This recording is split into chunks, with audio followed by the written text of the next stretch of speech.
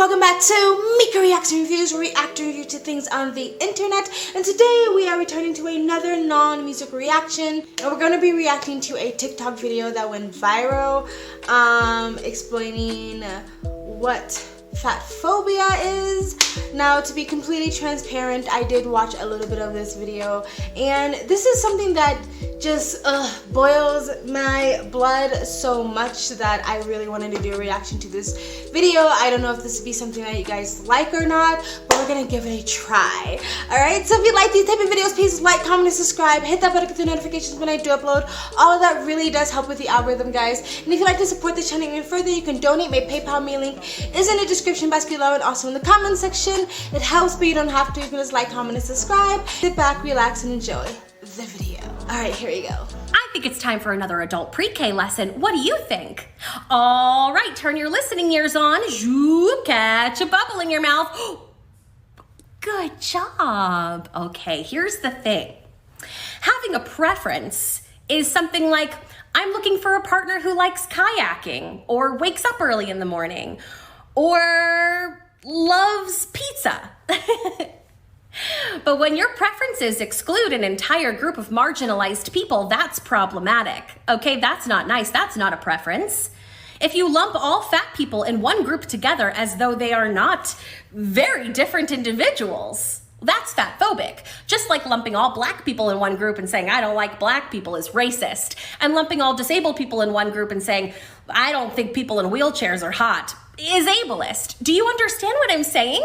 First of all, she came off very patronizing from the very beginning, so she's not trying to actually change anybody's mind or actually have a conversation. She's just basically preaching to the choir, which is her followers. No one in their right mind is going to be susceptible or open-minded to listening to someone who comes out of the gate very patronizing and talking to grown-ass people as if they're children, and very small children at that, is basically saying, you're stupid, so let me use elementary language to explain this to you. So she's not actually trying to have a conversation.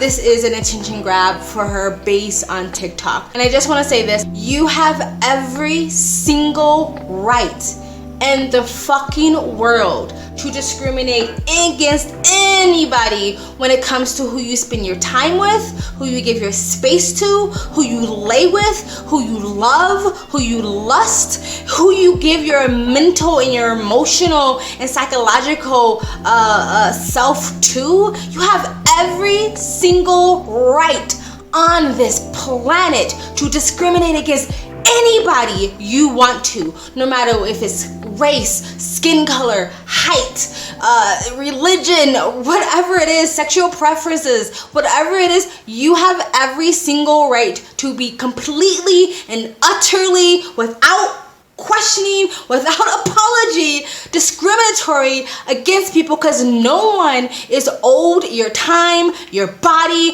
your heart, your mind, or your space. That is not, no one is obligated to those things. So you, if you're listening to this and you are wondering, you have every right to do so. Every single right. Now. Now. If you say, I don't want to date black people because I think black people are just inherently inferior to me, you're probably racist. If you say, I don't want to date fat people because I think fat people are just, you know, they don't deserve human rights, you're probably fatphobic. If you say, I don't want to date Asian people because I think they're all immoral and horrible heathens, you're probably Asian phobic or whatever you want to call it. But if you simply say, like, I just find myself less attractive to short guys, so that kind of just always exclude Asian people. Or for some reason, I've always just been attracted to blondes or girls with blue eyes, so that kind of just eliminate people of color.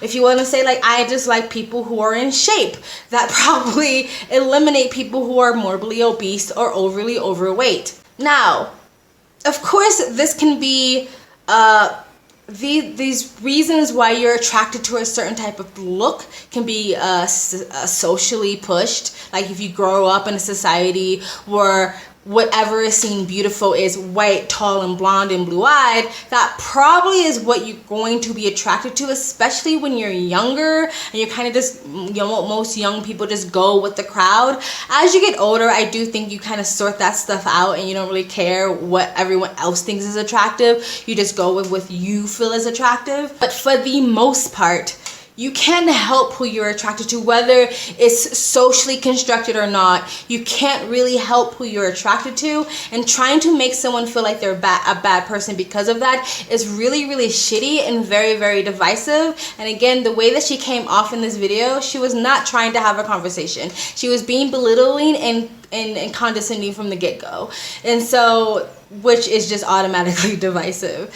So I don't think anybody's bad if they don't want to date a black person. Now, if you don't want to date a black person because, you think they're all like just inferior than you, then get a life. But if you're just like, look, my whole life I just look at black people and I'm just not inherently attracted to them, that doesn't make you a monster. And so calling someone transphobic in this day and age is basically putting them on the level of being racist or transphobic or something like that. That makes them like a bad person. And you're not going to really win any brownie points or win any people over by just saying like, you're bad, you're a bad person, you're a piece of shit because you don't find fat people attractive. And for a community that says that they're all about body positivity, like, they seem quite desperate to get people to find them attractive. Again, I always feel like the body positivity movement and the fat positivity movement, for the most part, aren't trying to break down or get rid of beauty standards. They're trying to reconstruct beauty standards. They're trying to make you feel like this is beautiful as well. Which there's a ton of people on this planet that find bigger bodies beautiful. There's tons of people who prefer people with bigger bodies. So I don't really know why you need to put out a PSA like, knock knock, please find me attractive. And why would you want to be with anyone who's trying to force themselves to be attracted to you just to feel more progressive?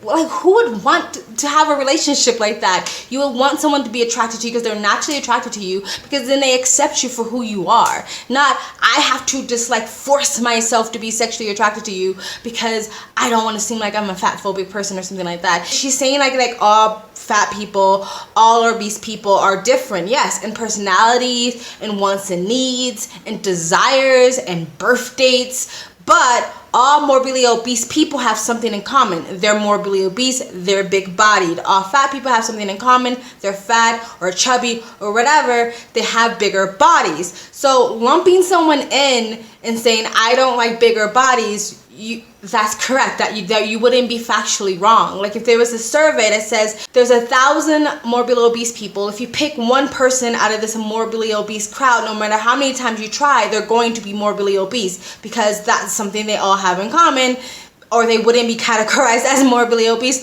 or fat or overweight or whatever you want to call it. So she's saying that they're all different, yes, in personality wise and in other ways, but when it comes to body, they're all big. And if someone's not attracted to big people, they're most likely not going to be attracted to anyone who fits in that category, no matter what their personality type is, or what their wants and needs or desires or what they like or something like that. And then also trying to compare being fat or morbidly obese or overweight to being black is completely disrespectful. And I have a sneaky suspicion if there was some black activist that came on and said, I have every right not to want to have sex or date or find any white people attractive, she would probably have no problem with that, because that would be in her narrative, right? Being fat, morbidly obese, or overweight is not the same thing as being black. You cannot change the fact that you are black, no matter how many times you bleach your skin, but you can help being morbidly obese, overweight, or fat, right? Now, there are some body types where people are just naturally bigger or chubby, but someone's not supposed to be just normally morbidly obese. If you are 1,000 pounds and you can't get out of bed, that's not your natural body type. Something went wrong. And so for the most part, people can help being morbidly obese or overly overweight or fat or whatever you want to call it by just changing their diet, their food intake, maybe their insulin resistance, maybe they need to take some supplements, sleep better, stress levels, age, menopause. There's different ways that you can help being overweight. Some are more difficult than others, but you can't stop being black, so it's completely different. And when it comes to like sexuality, it's saying like straight men, and this has been a thing, if you don't want to date trans people, then you're transphobic. Saying that straight men, if they don't want to date another guy, then they're homophobic. Or if a lesbian doesn't want to date a man, does that make her straight phobic? Like, people have their preferences, and that's totally okay. There's enough fish in a sea. There's an ass for every seat, as my ex-boyfriend used to say, which means there's somebody for everybody. You don't need to force people to find you attractive. I have heard this argument in the black community. I've heard this argument, black women are the least desired. I've never had an issue getting someone to think I'm attractive. I've never had to walk in a party and beg people to look at me. People just naturally find me attractive. People who don't think that I'm attractive because I'm black, they won't find me attractive, and people who do. I've never had that issue. I don't know why we need to be putting out PSAs to get people to find people that they don't find attractive. Anyway, let's continue. And saying that having a preference is only wanting someone who's in the same activities as you, yes, that is a preference. Wanting someone who's athletic, so they'll hike with you, someone who likes hiking, or someone who is an intellectual, so you want to date someone else who reads, or you want someone who's cultured, so you want to date someone who else travels. That is a preference. But also physical appearance is a preference. There's nothing wrong with that. And it just like, I know this is not like a big deal, but stuff like this just like makes me give up all hope on humanity. Where like people are literally dying from pandemics or suicide or fucking natural disasters, and your problem is that people don't find fat people attractive. Really. It's just stupid. Even when it comes to race, I have no problem with black people who say that I only want to date inside my race because I want to date someone who is, knows my culture. That's fine. I think it's the same thing with white people or Asian people or Hispanic people who want to date someone who looks like them so they have a shared culture, which is not always the thing. Like, just because you're black doesn't mean we have the same culture, but I guess it's more likely that to happen if you date someone who looks like you. It's nothing absolutely wrong with that. It's nothing wanting to date someone who's in the same religion as you because you just don't want to have to run into issues when you have children. There's nothing wrong with that. Why are we trying to create this weird reality where there's no such thing as physical preference? When you have sex with someone, that person is on top of you, inside of you, or you're inside of someone. You want to look at that person and be like, damn, that person's attractive. Not like, like you're forcing yourself to get an erection just because you want to be more progressive and find someone. It is just mind-boggling to me how people think like this. And part of me really feels like she doesn't actually believe any of this. This is all bullshit. Again, for the way that she came off in the very beginning of the video, this wasn't a, hey, let's sit down and talk about this, guys. I want to have a discussion or a conversation. This was, oh, my followers are really like this. My fan base are really gonna think this is great. They're gonna think I'm so progressive and I'm fighting the good fight. And she made this video for them. Do I actually think she believes in this? No. Especially most of these fat activists or fat body positivity activists, most of them want to date fit, attractive guys, aka Lizzo.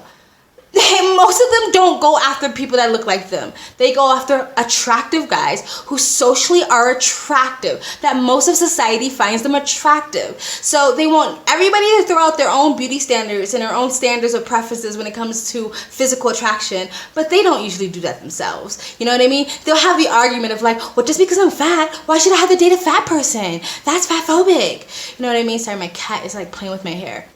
Anyway, I don't know if you guys enjoyed this video. I just needed to get that off my chest. This is a freaking rant and a half. I just don't like the argument. It is so moronic. And if most of the younger generation thinks like her, we have issues. Anyway, guys, if you like this type of video, please like, comment, and subscribe. Hit that bell to get the notification when I do upload. All of that really does help with the algorithm. And if you'd like to support the channel even further, you can donate. My PayPal me link in the description box below and also in the comments section. And however you don't have to, you can just like, comment, and subscribe. And let me know what do you think of this conversation. Do you actually think it's fatphobic or racist or short phobic or whatever to have some sort of preferences when it comes to physical attraction. And if you think physical attraction is natural, do you think that is socially set up? Like they push what beauty is into the youth, so you just grow up naturally feeling like this is what beauty is? And if that's so, do you think it needs to be reconstructed, or do you think that a lot of it just is inherent, or maybe psychological? You go after people that look like your parents, I don't know, like biology wise. You go after someone who looks healthy. For men, you go after someone who looks like they can protect you. Let me know in the comment section below. I also have a second travel vlog channel. I travel as a lifestyle, I live abroad. If you'd like to know where I am in the world, please go in the description box below and also hit the link. Go subscribe to my travel vlog channel and or follow me on Instagram. My stories is usually what's most updated. And you guys have an amazing day. Bye!